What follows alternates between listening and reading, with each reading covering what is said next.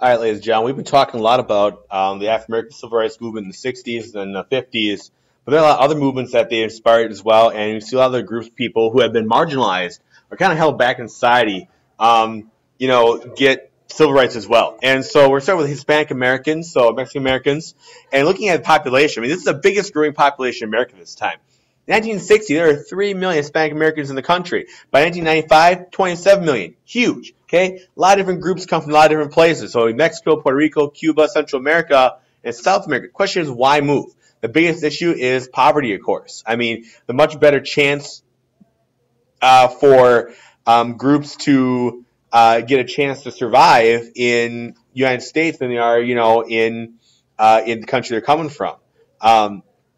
A lot of people that will come to the United States will send money back home. The job opportunities, the pay are all a lot better here in the U.S. than there are other places.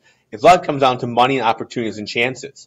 Economics, politics too. A lot of the countries in South America, Central America have very much have a political problem that they have a lot of unstable governments. And some people are escaping those unstable governments to come to a more situated issue.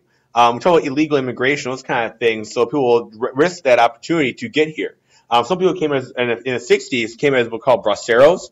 Braceros were legal workers in World War II, came here, snuck, and just stayed. They just didn't leave at the very end. And some also kind of just, also quote-unquote snuck in as well. Politic-wise, looking at this, in the 60s, that kind of stuff, Hispanics in California and other places in this little chunk of country down here, right down here we're talking, were a major political voting force, okay? But yet they're next to no Hispanic politicians, all white politicians. Part of gerrymandering, making the districts of voting so that nobody will ever get elected. Also, some people didn't have legal rights. So you remember if you're undocumented, the issue of lack of legal rights, can't run for office, those kind of things. Now, if you're living here and we're considered quote unquote illegal, whatever it might be, you're also denied issues of unemployment, food stamps. But yet, even though people were not getting the benefits, they had to pay taxes. And so those kind of questions. Even from identity, I mean, Hispanics were considered white, if you will, until 1970. And so they didn't even get protections under the Civil Rights Act. No equal opportunity, no equal pay, none of that kind of stuff. I mean, that was all, not allowed that way. Federal courts eventually noted description, and now on the little checkbox stuff, you have Hispanic as an option. But until 1970, that didn't count. So none of those laws that got passed, none of them affected Hispanic Americans at all, only African Americans or Native Americans. Economy-wise, a lot of these immigrants that came to the country worked in migrant farming. They would travel with the crop season to work different places. So they might do grapes in parts of California, apricots in other places, lettuce in another place. As the season goes, they work their way with the harvest seasons. Now, understand, this is little pay, very, very long hours. You have to pick a certain amount of food by a certain amount of time. And there's no water breaks, no bathroom breaks, very little pay, no rights. And eventually people were saying this ain't right. A few people started speaking up for the workers. So two of them were Cesar Chavez and Dolores Huerta, who both tried to organize the fruit workers for better rights. The group they created was called United Farm Workers.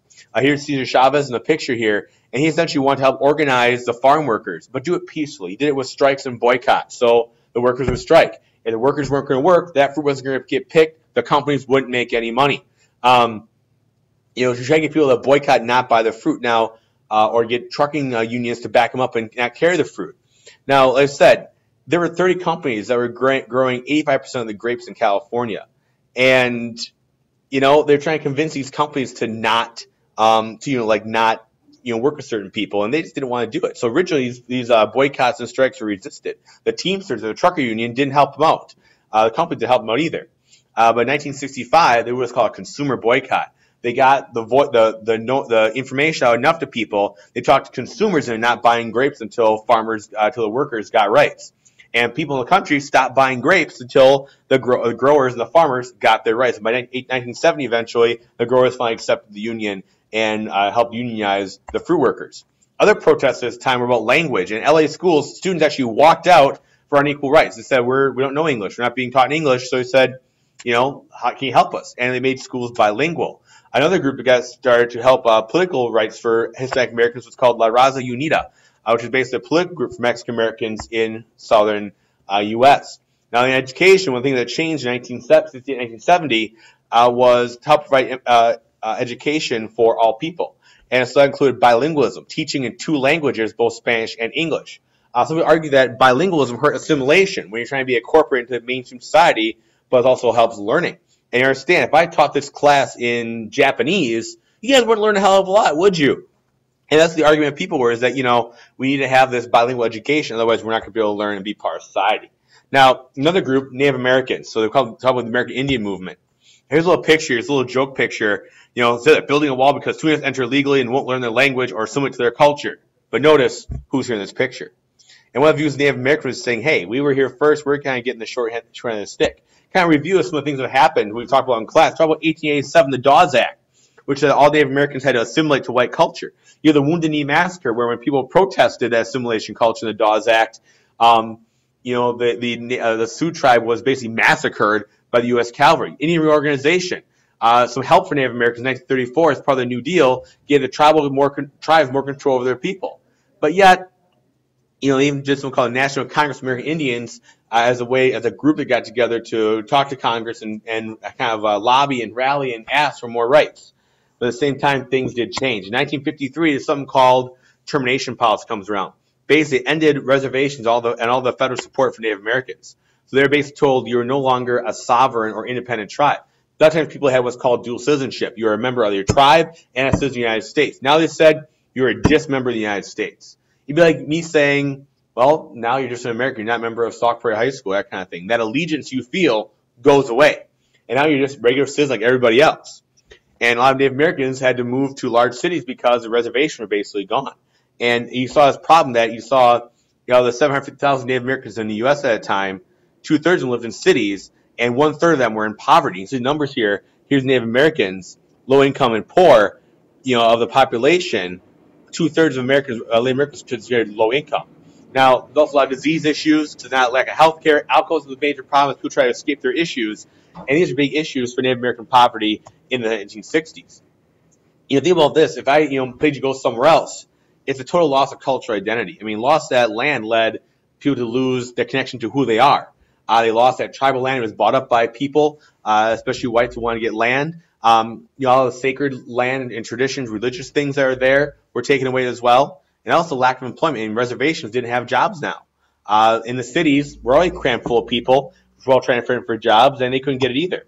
I used to do a little quote here. Before our white brothers came civilized, we had no jails, therefore we had no criminals. You can't have criminals out of jail, no locks or keys. So we had no thieves. If a person was poor, he had no horse, teepee, or blanket. Someone gave him these things. They're saying that their culture had totally changed. By the end, you said jails are over peace. We know jails are for the Indians. What a pity. So many of us don't appreciate them as being something better than else.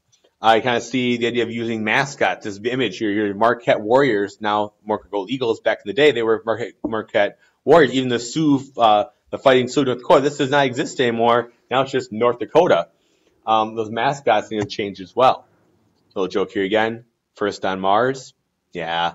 The A movement was a group that got together to try and fix this. In 1961, Native American leaders met in Chicago to say, hey, how can we solve this problem?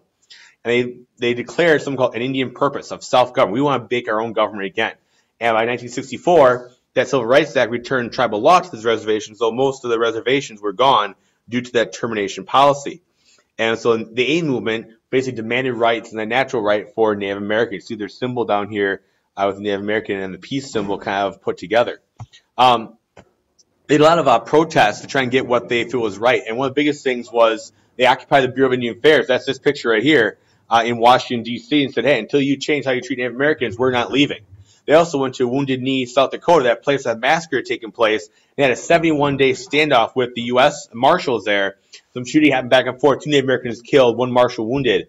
And the national people saw that, hey, this is on a national scale what's happening. In fact, the similar kind of event happened right here in Wisconsin, my hometown, at a place called Novitiate, where a group that was associated with AIM from Menominee Warriors, Menominee tribe, took over what's called a novitiate, an old Catholic mission, and were had a standoff with the National Guard. And it happened right here in Wisconsin. So they're saying, hey, this is our land, our stuff. We should be taking care of it.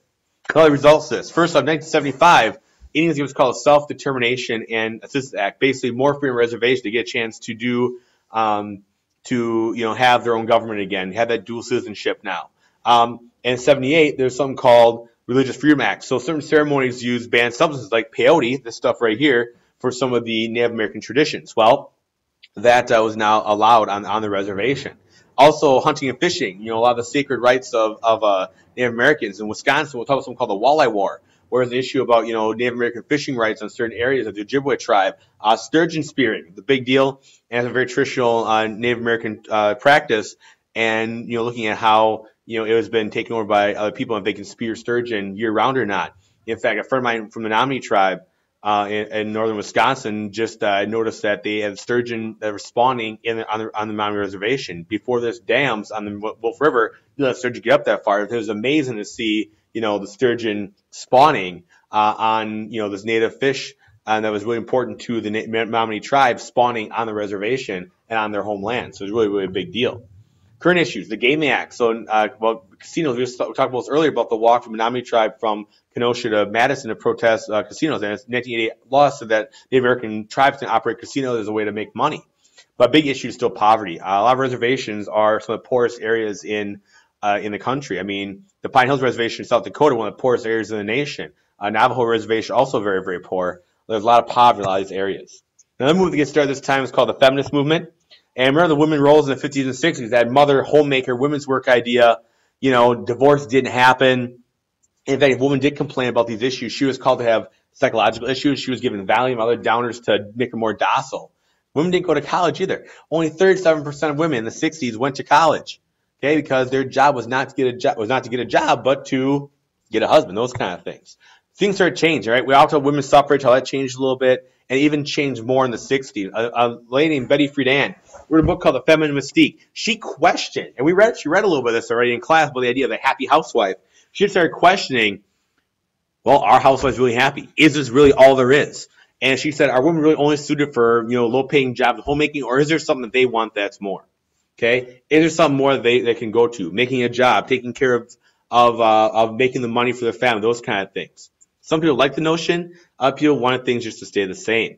Economically, looking at this real quick here, women were only one-third of the workforce in 1960. A lot of those best jobs were being given to men, no chance for promotion. Looking at money-wise, women were paid 59 cents for every dollar a guy was paid for the same kind of job they were doing. Politic-wise, now voting, women could vote, but there's no female representation. In 1963, there were only 351 women in all the state legislation in all the country, only 13 women in Congress. So it's definitely still a male-dominated area. Reproductive rights. Women supposed to get married and have kids. Well, if you don't want to. What if you don't want to get married right away? Have kids at 18. Well, in 1960, we invented a little thing called the birth control pill. You see it right here. And the question was, well, what's this going to do to society? Should women be allowed to have a choice if they want to have a kid or not? If they want to have premarital sex or not? If they have an abortion or not? And that started putting a question about, women can make decisions about their own bodies. And definitely changed revolution. Some people thought the pill was going to lead to everybody just having sex and all that kind of stuff and those kind of things. And it was a huge, huge issue in the early 60s. Now, in response to this was, this activist women's rights feminist movement. There's a group called the National Organization for Women, or NOW, and their fight was for a true equal partnership with men. They wanted to see a marriage be equal, not be, father in charge, that kind of thing, but an equal partnership in society. And full participation in mainstream America. That means jobs, all those kind of things. Gloria Steinem was a big part of the National Women's Political Caucus, saying women should get into politics. If women are going to be represented by Congress, who should be in there? Women. And that's kind of why they said it should be some of the responses. There's some more radical. Younger women started discussing their lives and childhoods, how they say, hey, this is, crap, this is all we're going to do. That this is not, we're worth more than this. They're doing more dramatic protests. In Miss America pageant one year, they held their own Miss America pageant, and they crowned a sheep because they were being compared to animals, to be looked at and gawked at, those kind of things. One of the most famous things in the 60s was called the Freedom Barrel. You see them right here, Freedom Trash Can, or the Burn Barrel. We would burn things that were kind of that idea of a gender role, so bras and girdles and corsets and fake eyelashes and makeup, saying, hey, I have to be this in my gender role. I'm more than that. I'm a person, and I'm not, to be, stereotyped by this idea. Now, impact of this whole thing. We have 1963, the Equal Pay Act. Same pay for everybody in a company, even though the gap is still 70 cents for every dollar. We'll talk about that in class some more. Title VII, no discrimination in hiring. So job is based off your qualification, not if you're a man or woman. 1970 were quotas. a certain amount of women had to be hired for certain jobs. And we also have Title IX, which involves sports and education opportunities for men and women. And by 1976, service academies allow women as well. Huge impact.